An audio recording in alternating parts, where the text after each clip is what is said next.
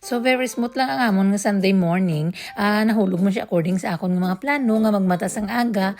Kahit igani lutuon ko pang akon nga bikuti. Naluto naman siya actually pero ibutang ko pa siya sa oven para maghamot pagid bala. Butangan ko sang latik. O pamutos ko na. Nagdiretso na kami diri. So before kami maglakat, ang mga daralhon gimutang dito sa kilid sa salakyan para gani ikarga na lang.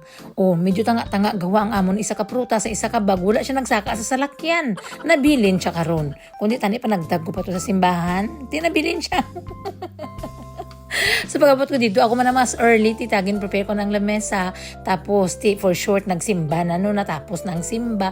So ipakita ko lang sa inyo si ate, upod-upod niya sa choir. Si tita niya nang nagkanta ng naka long hair. Very nice ng iyang boses. So bata pa lang si ate, ginaturo train bala para kung magtiro-tigulang ng tita niya, siya duman ang bulos.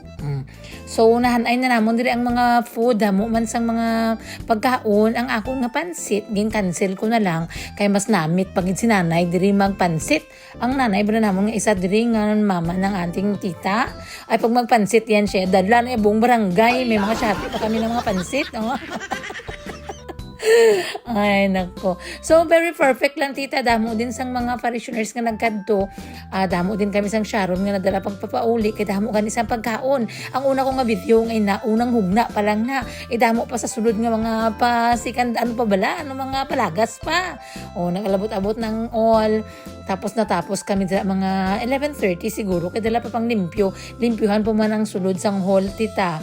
Namit ang among mga lechiplan. Tapos while nagapang limpyo kami dire, may ara diri nga nagapiano. So si Astrid inggit siya kay kuya niya.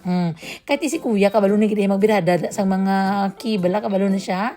Si Astrid nagutik sa akon siya kabalo man ko ba? Twinkle twinkle kag happy birthday.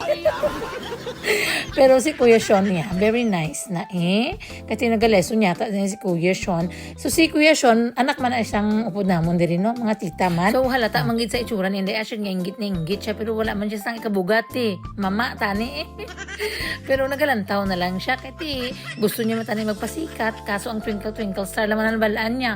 Kag ang happy birthday. So pahigadigad lang siya anay.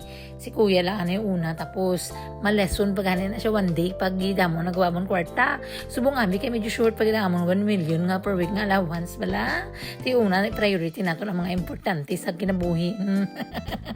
And as usual, mabatian mo naman sa mga parishioners ng mga feedback nga namin gani ang atong nga breakfast. Daw happy bala nga nang nagatapos na bala ang simba, ang imo nga isip excited na bala mamahaw.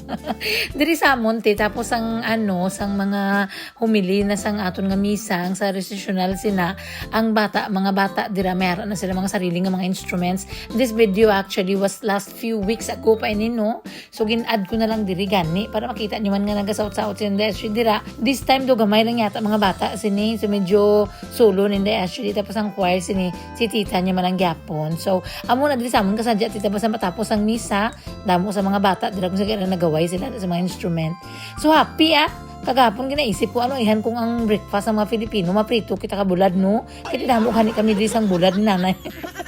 Maraluwak siguro mga puti iba magrelayas dayon. Kami na lang mamahaw